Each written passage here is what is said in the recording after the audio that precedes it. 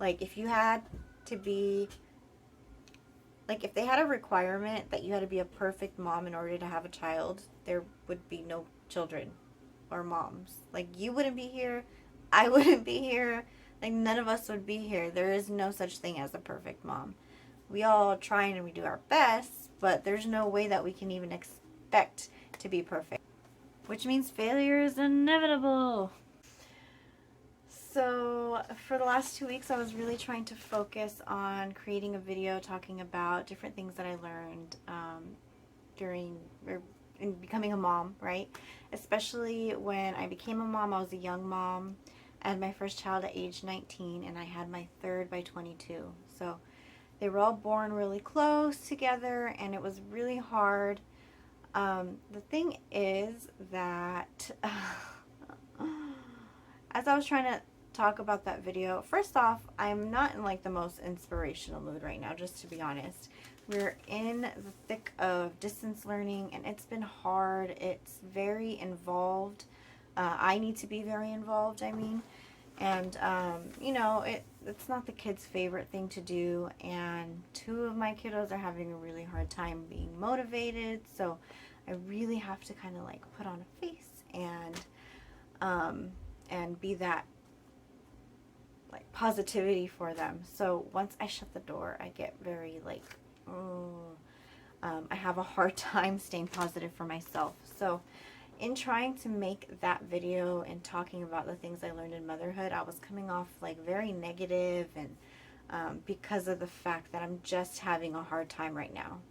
So I'm going to put that to the side for when things calm down a bit and I'm able to look at it more for what it is and not from this angle of just like frustration. Not only that, but when I was trying to force myself to focus on the positive things, somebody would knock on the door, and then I would get distracted, and I would beg them, like, can I just have 15 minutes, please, so I can work? Like, I've been giving you everything of me all day. Can I please have just, like, this time? And then I would come back and sit down and start speaking, and I'm already frustrated and upset.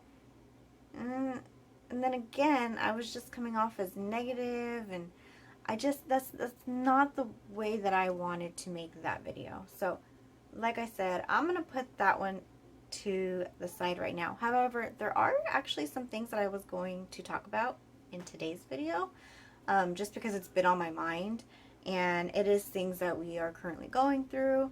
So you are going to get a little bit of that in there, but I just wanted to kind of explain why I'm not doing that video, because I really did want to do that video.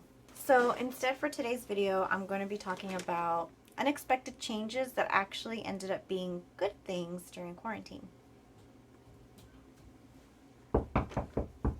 Yes? I cleaned my room. Let me check.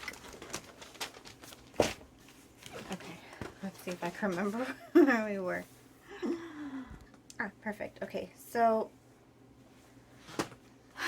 when the schools officially closed last year, for the last school year, I decided to take that time and declutter my closet. Now, I regularly do go through my closet as is. Pretty much every time I wash my clothes, as I'm putting them away, I try to like figure out, am I going to wear this again before I put it back in my closet? But obviously there's things that you don't wear that don't end up in the laundry, right?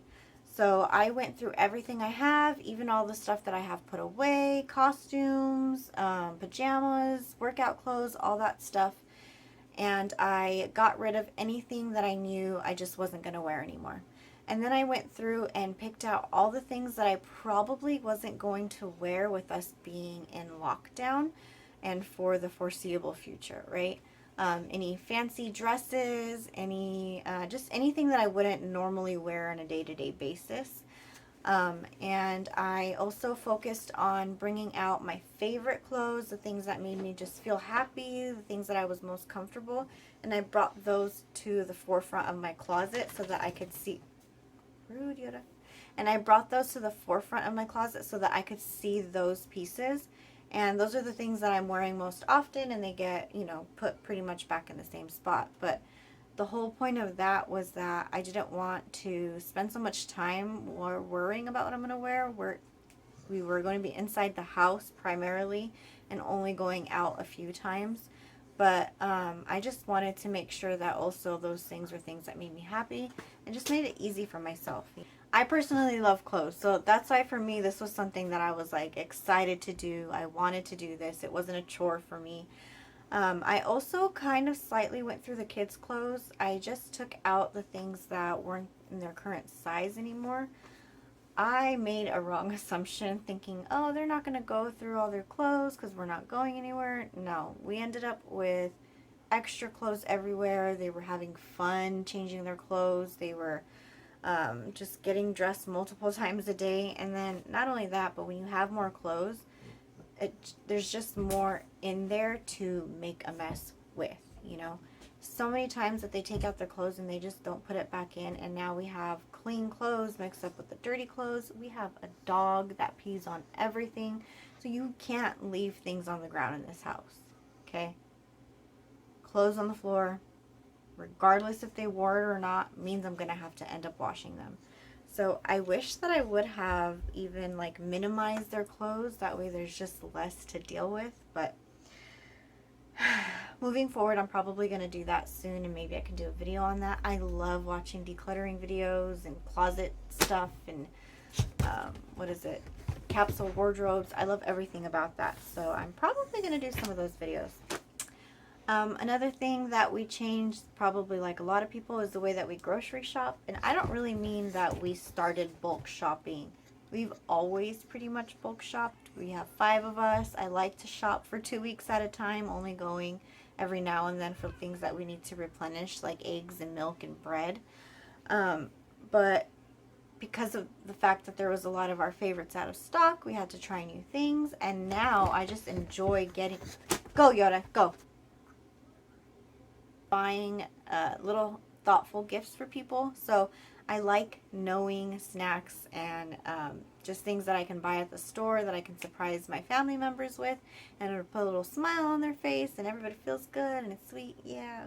I also like to keep the freezer stocked with our favorite frozen meals and easy meals that everybody can make, especially for when I'm not feeling too hot or maybe I just don't want to cook that day.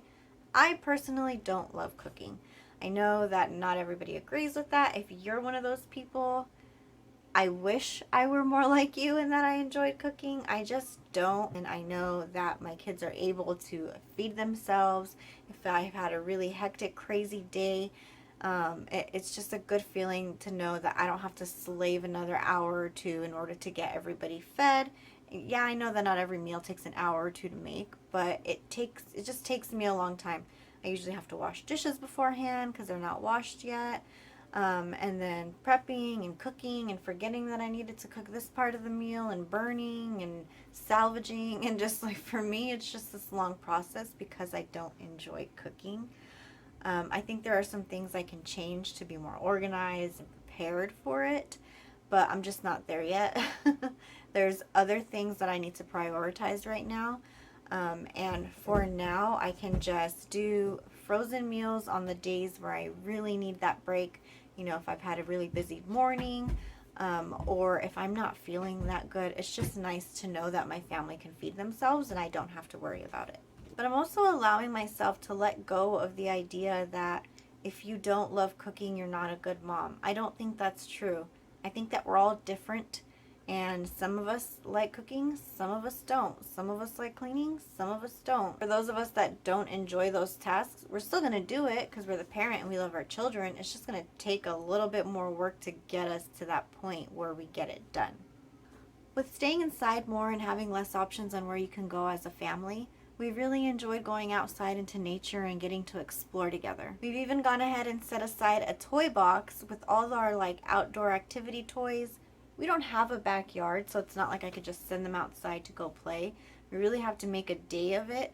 So it's really nice that we have all these outdoor toys. When we know that we're going to go to the park, we'll grab a couple things. Not always, but if we want to, we'll grab a couple of those things and go out, find a large open space, and just have fun.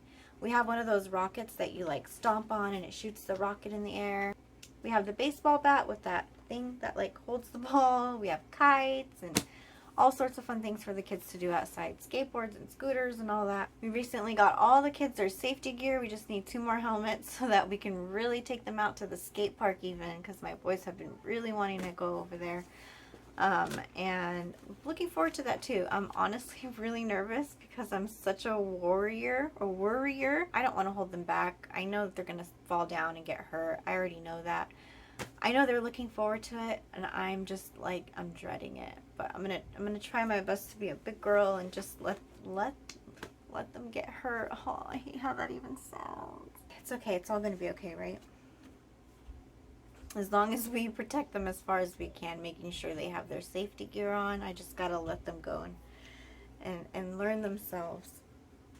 So with this new love of going outdoors and not even having a lot of other options, our favorite other options for vacations, this year we went on our first camping trip. I was so worried at first because I didn't know how the kids would react to sleeping outdoors, and I didn't know how cold it would get, and I actually haven't gone camping since I was a child, and I just remember myself being scared, so I was projecting a lot of that onto my kids.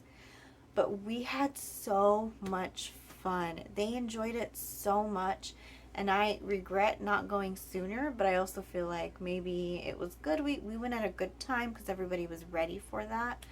I think for going on our first time, we may have overpacked, but pretty much everything we brought we used except for a couple of really small things. So I'm looking forward to our next camping trip. There's one that's actually really close to our house, so we probably don't have to bring as much. We could just go, like, leave to go eat at McDonald's or whatever. But yeah, I'm really looking forward to the next camping trip, and I'm glad that we got to go this year. And it's probably something that we wouldn't have done if it wasn't for the current situation. Another big change that we made during quarantine was deciding to let our senior dog Tila go to stay with my mom indefinitely. It wasn't an easy decision, but it benefits the both of them, and so we had to make the hard choice that we knew was going to be better in the long run. She's going on 13 years old, and this year she actually needed a surgery to get tumors removed. Turns out she actually does have cancer. And so it really was the best decision to have my mom have her, so my mom could give her better one-on-one care that I wouldn't be able to give her here. Not only that, but her number one fan, Yoda baby, he's right over here in the room, but he is obsessed with her, so he just wouldn't be able to leave her alone. And I live in less than 1,000 square foot apartment. It's really hard to keep any of the animals separated from each other, so it was the best decision that we can make, and I'm really glad that they get to have each other, but we do miss her. In my efforts to kind of help Yoda with his sadness after she left, I started taking him out for walks in the morning.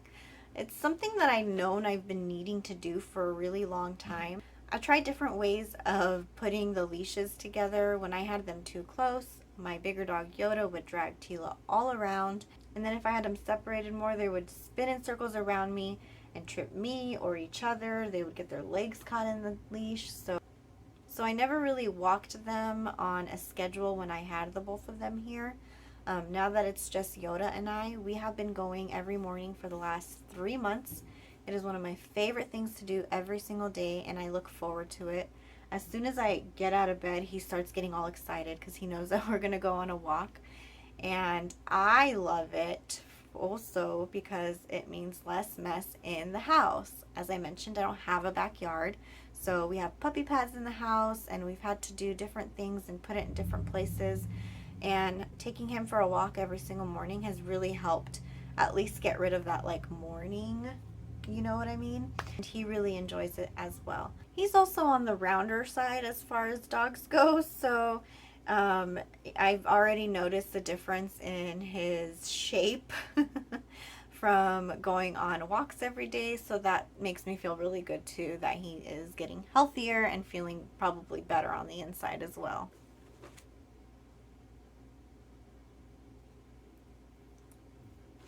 Oh, and every once in a while, Tila does come over for visits.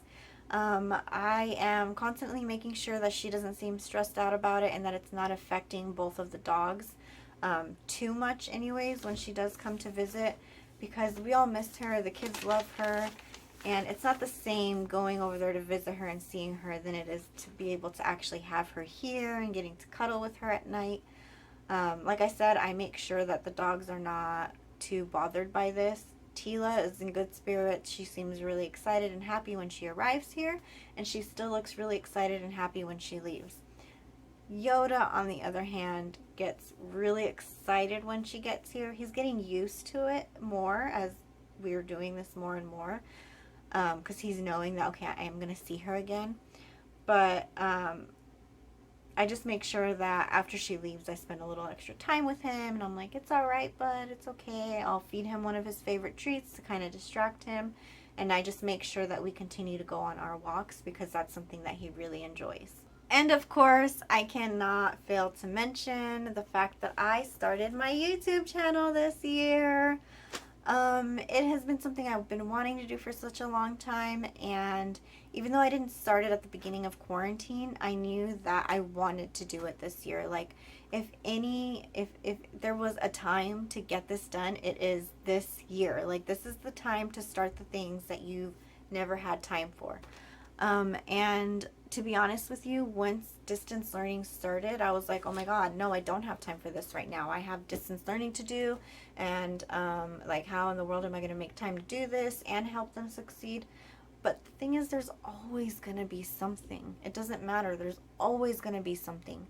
They're home with me 24/7, and I still can't seem to find a good time of day to like pull away and finish a video without getting distracted.